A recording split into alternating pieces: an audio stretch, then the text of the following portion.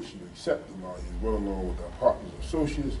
And also give open and sound witness that Prophet Muhammad sallallahu alayhi wa sallam is his slave, servant, messenger, and seal of the Prophet's peace be upon the Prophet, upon his descendants, upon his companions, and upon the righteous throughout the world, and peace be unto you. Assalamu alaikum.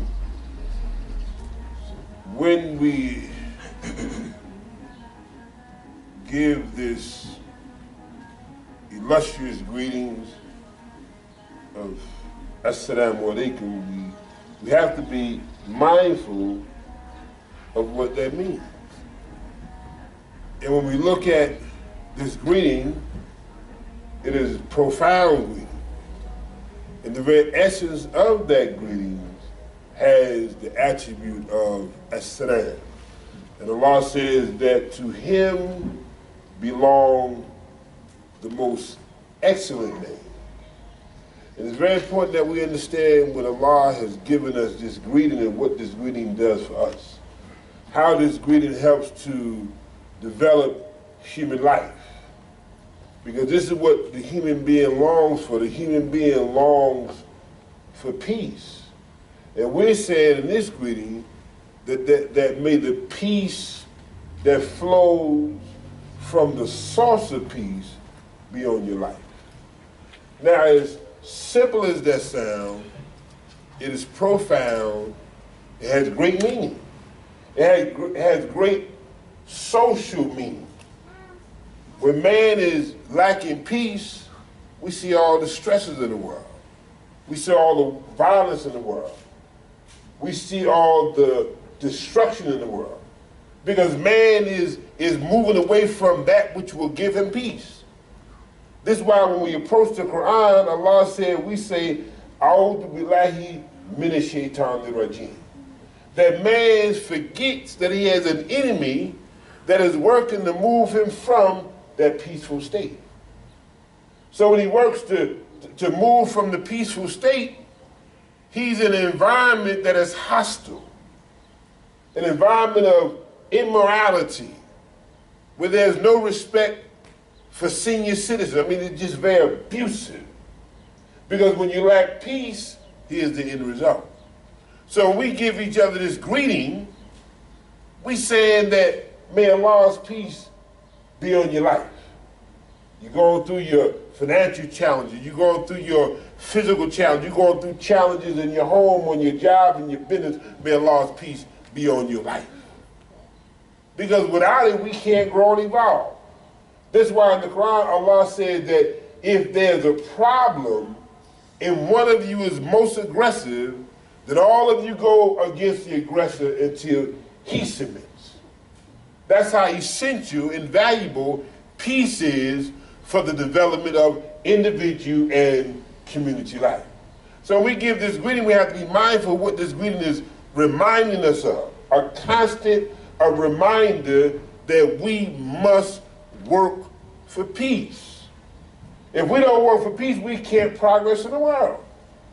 Our whole lives, this life called Al-Islam, our whole lives is governed by this principle of salam. Now we work to establish peace, business life, community life, social life, decency, moral values, respect for the intelligence of the human being. These are the reflections of what it means to have peace. And now you've got a foundation to build on. So the premise of our way of life, Al-Islam, the primitive peace. Here's the foundation for you to build on. And then when you build on that foundation, another meaning of the word salam is security. See, when you build on the foundation, then you understand that you still need peace to maintain the order that you have. So here's the constant reminder. Assalamu alaikum, may the peace that comes from the source of peace be on your life. Be on your social life, be on your family life, be on your medical life. On your health. There's so many troubled people. that don't know which way to turn because they do not understand the power that comes from the source of peace. And he's the one that will secure you even in troubling times. Challenges will be that we're going to face the challenges. But you understand that Allah said he's the one that will secure you. And even when the times are troubling, he says that he will make a way for you where you thought there could never be a way. So how does Allah introduce himself to the world? When Muhammad the Prophet sallallahu alaihi wasallam was in this very barbaric, this very dark period of time in which he lived, he was totally dissatisfied with the lack of peace in that environment. And that dissatisfaction moved or led him into an environment where he was at one with himself. Totally away from the environment, called on the highest force in existence, trying to find out why is the world so troubled. And it is in that space, in that womb, where the process of revelation began. And that process of revelation began with one word: Iqra. Here's the enlightenment. Here's the educational process. Here's the read your environment. Iqra bismi rabbika alladhi khalaq. Here's read in the name of your evolver. That's how Allah introduced himself to the world. He introduced himself with that verse as the one who was evolving the life that he created. That there's progression. That he created the human being, and here's a human being that has the capacity to rise up above conditions. He doesn't have to become one with his environment. He has the capacity to alter his environment. He is man, he created man. This word alaq, here's an attachment, something that clings on. In the name of your evolver, who's allowed the human being to transcend and move from stage to stage until he reaches a level of maturity. That's Rabb. Rabb is the one that's taken something in its infancy.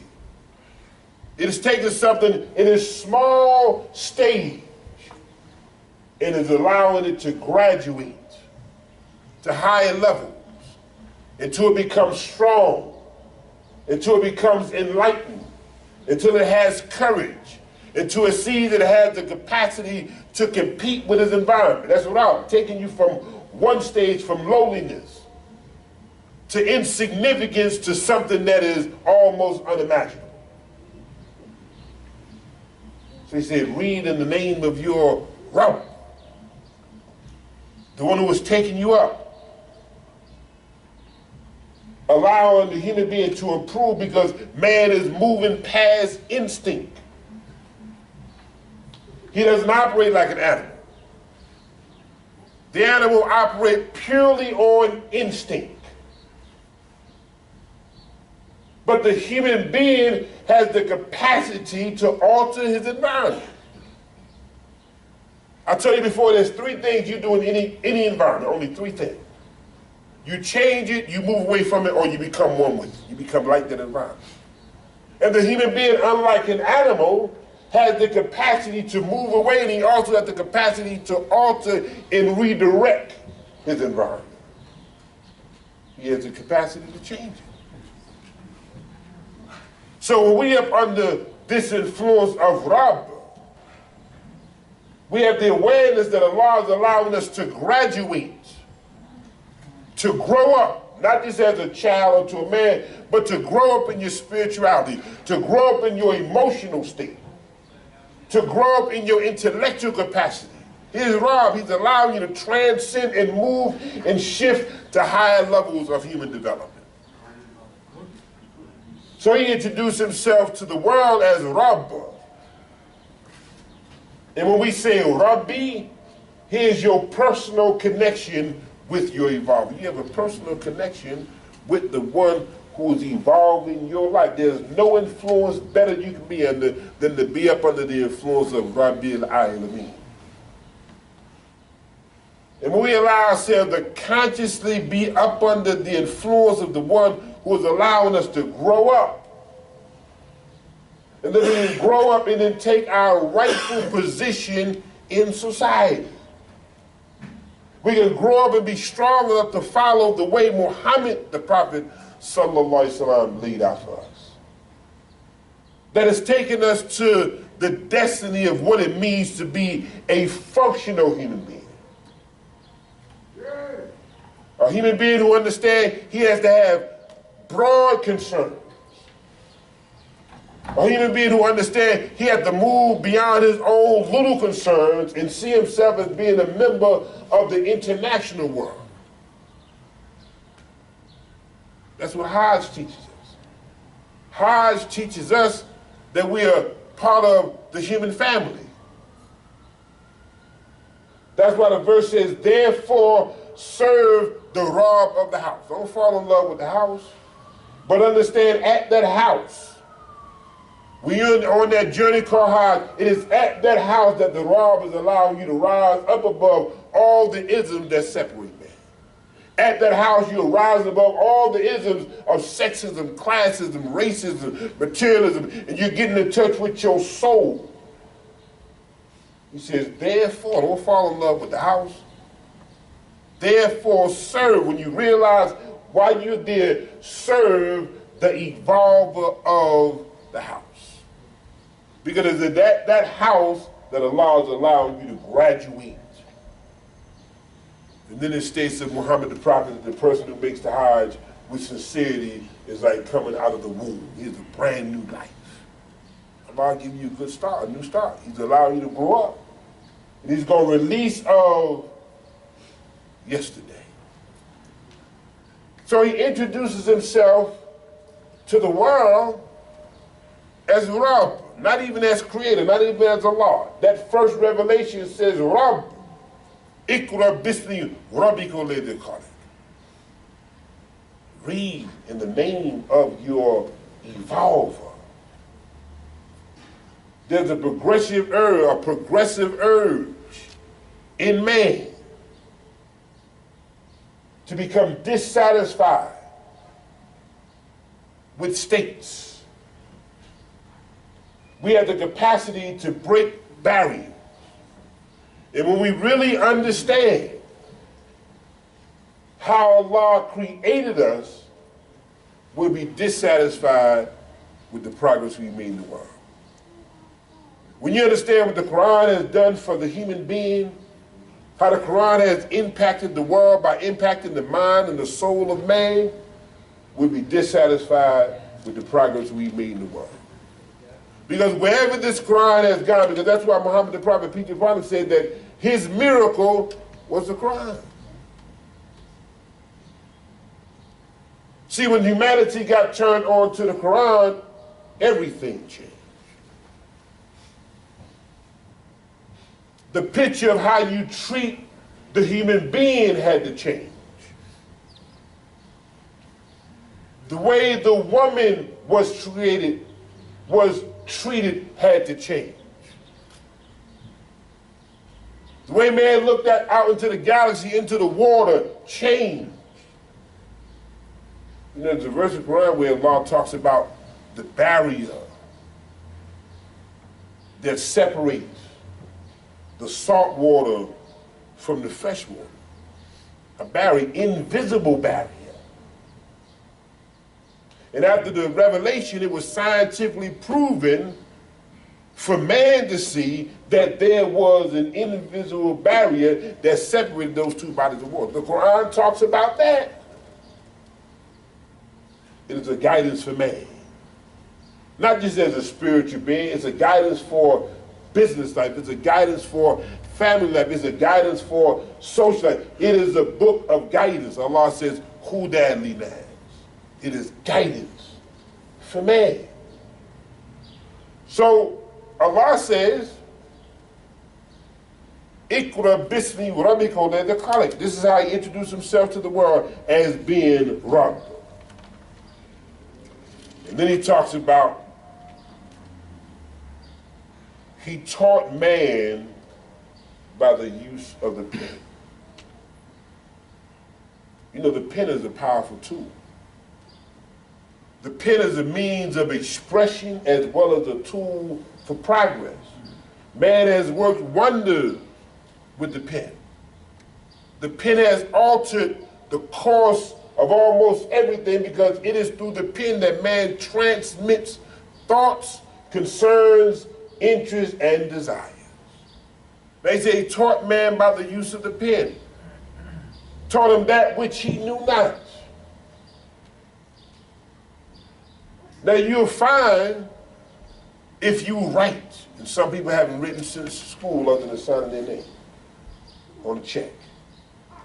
But when you put pen to paper and you begin to write, ideas, thoughts, concepts will flow through you through that pen on paper. The law said he taught man by the use of the pen. Your great writers, philosophers, great thinkers, they put the pen to paper and they say, wow, what is that? Allah said he taught man by the use of the pen. And that is a tool that the human being has used for thousands of years to transmit ideas that others grow and evolve from. It's an educational tool. And Allah lets us know how significant it is. And you have heard that the pen is mightier than the sword. So much has been done with the pen. Volumes and volumes of works, of scientific work, research, books have been documented through the use of the pen. So here's the part of the evolutionary process of man that he's growing and evolving by transmitting these ideals and concepts to other human beings. So the verse talked about Rabb. There's another verse in the Quran where Allah talks about why he and how he revealed the revelation called Quran. He talks about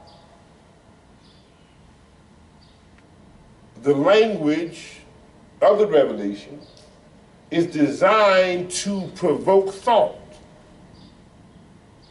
Inna anzalnahu Quran Arabiyya la'allakum ta'akilun. And we sit down the Quran in Arabic that you may think. This is a major problem for the world. That enough people are not doing enough elevating thinking. I mean, thinking that's going up. Allowing their thoughts to be elevated. We talk from the very premise they're still moving on instinct, biological passions, and desires. Elevating your thinking. He said he revealed it for the purpose of man to use its intellectual capacity. And it is thinking that's going to make life better. We're going to think our way out of this. We're going to strategize our way out of this. We're going to come up with ideas, thoughts, techniques to make life better. All the advances you see in the world is because man has been thinking better. He has been improving upon every discovery. Every mechanism man has been created year after year after year, he's improving upon that discovery. And we have to think about how can we make life better? How can we heal the ill? How can we think about better treating drug and alcohol addiction? How can we think about making life better? He said he revealed the Quran in Arabic, that you may think. How can we think about making life better? How can we think about elevating the state of our community life? If you're in business, how can you think about better serving your customer? How can you think about better providing the services to your customers that will make them want to come back and see you? Thinking of it will make it better. Every discovery, form of creation, solution to a problem, over time have been thought about, how can we make it better? And this is what we have to do. We have to think about, how can we make life better? It's not about just feeling. Feeling will not give us the structure. Feelings get us moving. But we need the knowledge to give us the structure so we can build. You know, it's very interesting that Muhammad the Prophet, peace be upon him, talked about anger. You know, anger is emotion. He talked about who the good wrestler was. He said the good wrestler, the strong man is not the good wrestler. But the strong man is one who controls his anger. I'm talking to you about emotion. I'm talking to you about energy. You know, talk about a guy, they said a guy blacked out. You know what that literally means, a guy blacked out? He couldn't see nothing you were saying. I mean, blacked out means pitch dark, so much emotion that the intellectual capacity is not functioning. He's driven by feelings. So the Prophet, peace be upon him, said we have to manage the feelings. The feelings are good, the energy is good, but you got to manage it. And you manage it by allowing your intellectual power to be over your emotional power. Your emotional power is necessary to get you moving, but you better think about which direction you're going. And this is how Shaitan operates. Shaitan operates strictly on emotion. That's why I said from the very premise, we say, A'udhu billahi minash shaitanir rajim. You have to realize that you have an enemy, and we're constantly told to seek protection from the enemy who whispers into the hearts of men. He whispers where his emotions come out of.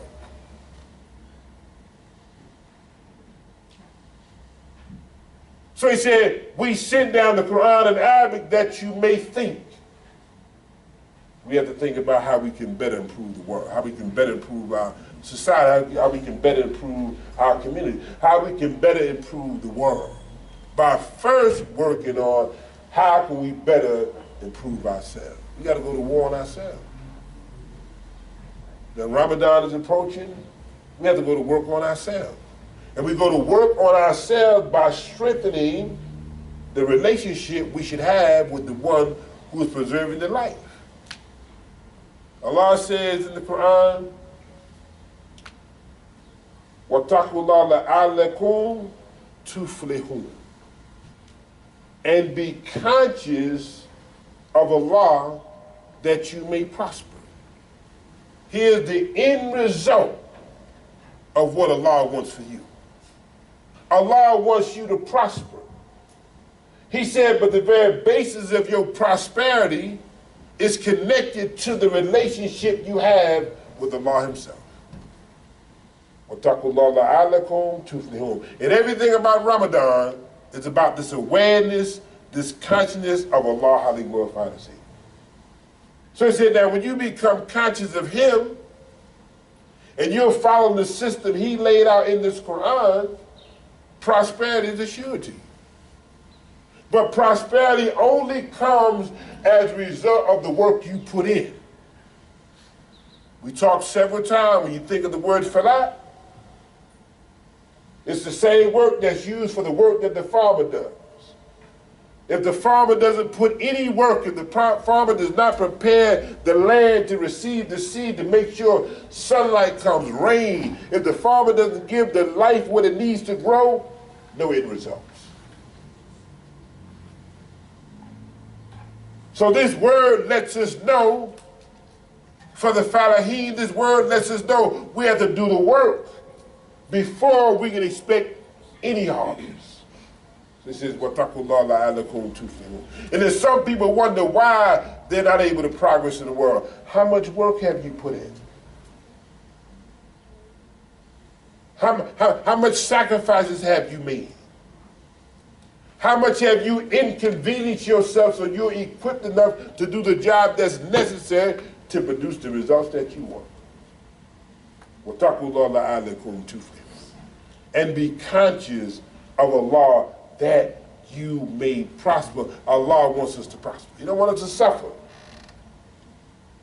He don't want us to constantly struggle just to pay bills. He doesn't want us to live around gangs and drugs and shooting. He wants us to prosper. We are his servants. He wants the best for us. وَاتَّقُوا اللَّهَ لَعَلَّكُمْ تُفْلِحُونَ. And be conscious of Allah that you may prosper. And then you realize that you got an enemy that's working 24/7 to interfere with your prosperity. See, most people think this is how life is. This is all I've seen, this is how it is, all these problems, it can't be better. It's not possible for the world to be in a better state than it is right now. That's why young people and even adults will say, well, it is what it is. If it is what it is suggests you can't even change it. You've accepted the idea that this is how life is. And I need to learn to just accept it. But Allah clearly tells us, and we have to ask ourselves, when you look at all the messengers and prophets before us, in the state they were living amongst their people, the state that they witnessed, the conditions they were around, and Allah sent them with a message to alter that environment. Now, why would Allah tell us to follow all those messengers and prophets, and particularly Muhammad the prophet, peace be upon him, if it wasn't possible for us to change our environment? Why would Allah say follow this model if it wasn't possible for you to change what you see? So when Allah gave us the example, he said it's possible for you to change these conditions. Why? Because as Muhammad the prophet said, his miracle was the Quran. If you look and study history, you see what the Quran has done for the world, you will see why he said that itself was his miracle. So he says, Inna anzalnahu Quran Arabiyya la'allakum ta'aqilun. And we have sent down the Quran in Arabic that you may think. You know, we should have to tell people this is a whole different world. This Arabic and the Quran is a whole different world. In fact, he said he sent it down in that language. Not that the Quran is out, he said he sent down the Quran in the Arabic language that you may think. This is divine revelation. The Spirit of Allah's word is filled all throughout the pages of this glorious revelation. And it is a revelation that if you approach it properly, it would do something for your mind and your spirit. But when you approach that book, we approach it with reverence. And Allah said, because it is the book to be revealed, it is his word, we say, A'udhu billahi minash shaitanir rajim, Bismillahir Rahmanir Rahim. And there's an enemy that is working to interfere with your prosperity. We have to become dissatisfied with struggling, dissatisfied with being broke, dissatisfied with just making it, paycheck to paycheck. Dissatisfied with living in, painful environments. Environments that's so weak, it burdens your spirit to see. We have the capacity with this revelation to alter environments, but we have to be committed, and we have to see ourselves as being Abdullah, being the servants to put the work in, to change the environment. Rabbana atina fid dunya hasanah wa fil akhirati hasanah wa qina adhaban nar.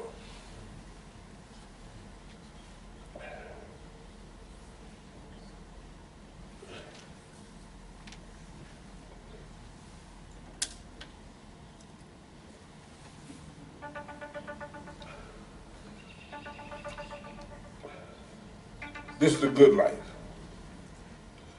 This way of life called Al-Islam, the way of peace, submitting our will to the will of Allah, it is a good life. It is so much a good life that Allah says, whoever does good, whether male or female, and is a believer, we shall certainly make him live a good life. And we shall certainly give them their reward for the best of what they did. This is a good life. And Allah said, male and female, when you put the work in and do good, He said, He will cause you to live a good life. And when you live that good life, He said He's going to give you the reward to the best of what you did. The good work we do, Allah will reward. That's why we have to be driven to do good. Driven to take the revelation to those who need to hear it. In fact, the Prophet Muhammad sallallahu alaihi wasallam says, "Qailatu bintu allama al-Quran wa allamahu." That the best of you is he who learns the Quran and then teaches it. What better motivation can you want? That's motivation. The best of you is the one who learns what Allah had revealed as salvation to the world. He learns that, and because he sees what it has done for his soul, for his life, he's willing to share with other people. Allah said, that qualifies you through Muhammad the Prophet to be the best amongst these people. The best of you is he who learns the Quran. Don't keep it to yourself. You learn the Quran and you take it out to the world. You take the Quran out to the world because it's for those who are in need of salvation. Those who need to be inspired. It is the good news. For those who need to be reminded of their obligation. For those who need to be told about the end results of the good that you do. It's a powerful book. 114 chapters that will transform the way you look at yourself and the world. Because this book first puts you in the proper context of who you are. You are Khalifa. Allah said He placed a ruler in the earth. And then you understand, as being a ruler in the earth, you understand that you come from somewhere, because the Caliph is the one who comes from behind somebody else came before you. You understand there's the history. You understand that people put in work way before you came on planet Earth, and you respect them. Because their efforts made life possible for you. And if we begin to work with that kind of spirit to take this message to a dark world, this is the worst part of the world ever been in. All kind of isms. All debates on should we let people in certain bathrooms. The mad scientist trying to change the biological makeup of the human being and changing a man to a woman. We got serious problems. Poor health care, bad diet. The world needs the Quran. Because the Quran tells us how to make life better. The Quran tells us what we should and shouldn't eat. The Quran tells us the fundamental things, the essential principles man needs to grow and evolve in a very industrious and competitive world. So Muhammad the Prophet, peace be upon him, says, "Qailatu to alim al-Quran wa allamahu." The best of you is he who learns the Quran and teaches it. This is a good life. When we submit our will to the will of Allah, we will experience a good life. We manage our lives better. We manage our resources better. we'll start not just thinking intelligently, we start spending intelligently. That's a major problem for the world. You know what debt does to people? How debt robs you of your joy? You spend intelligently. That's why I tell you for the premise about the emotion. They have people buying $800 phones. That the guy said the other day, I lost my phone. You got an $800 phone, you can't find your phone. You start spending intelligently. Is this the best investment for me? When I make $300 a week? So I'm talking about yet thinking, spending intelligently. Having a greater respect for the sacredness of life. When you see this life as being precious, and you see the end result of those in your environment, you say, I have to begin to put the right food in my body. When the Lord tells me about halal, I think about what that means and what it does to nourish my body, because I realized, as I was told, that you are what you eat. Because what you put in your body begin to make up the cells in your body, and they begin to become who you are. So Allah said that which is lawful and good. So we, inshallah, we'll be approaching Ramadan. Great month to realign our lives. To work to get back in alignment. You know, you talk about your car, you drive your car over time. You hit the potholes, you hit the tree in an accident over time. The car that used to run straight, you might have to put your hands on the steering wheel. Over time, it loses balance. Take your hands off and go way to the right. Take your hands off and go way to the left. It lost its balance. It needs realignment. That's why you take your car for wheel alignment. So that the car can run straight, get more mileage. Better use of your car. And when we go through this 29 or 30 days of fasting, here's the life alignment. You get to realign with your Creator. You strengthen that bond. Recommit yourself to get your life in order to be a stronger servant of Allah, to do the work that Allah intends for us to do to make the world better. So you got a life alignment. I'm going to get back in order. I want to become a better human being. I want to become a better servant. I want to realize what it really means to be Abdullah, the highest position you can take in the world. To be Abdullah, be a slave, servant of Allah. And the only way you can serve Allah is you must serve people. So Ramadan is approaching. The life alignment is in motion.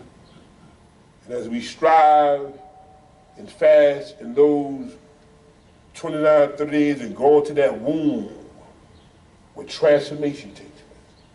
Just like Muhammad the Prophet was driven into the womb and the transformation took place. When the revelation came down, he moved from being Muhammad ibn Abdullah, his life changed, greater responsibility, new identity, became Muhammad Rasulullah with the message to deliver to the world. And when you go through them 29 or 30 days, life alignment, transformation, you come out that womb with the responsibility to serve God and serve people. You realize that just like Muhammad had something in him when Jibreel came and squeezed and the revelation came out, just like Allah put something in Muhammad, unique, he put something in you. You got to believe that now. Because when he created you, he gave you a special role to play in the world, whether you realize it or not. He said he created everything and gave it a destiny. It got some function. That function is quite different from the function of every other human being. Because when he created you, he gave you what you would need for your life. Peace be unto you. Assalamu alaikum. Allahu Akbar, Allahu Akbar, Ashhadu an la ilaha illallah, Ashhadu anna Muhammadan Rasulullah, Hayya ala salah, Hayya ala falah, Qaqam to salah, Qaqam to salah, Allahu Akbar, Allahu Akbar, La ilaha illallah. Don't let us clear with you.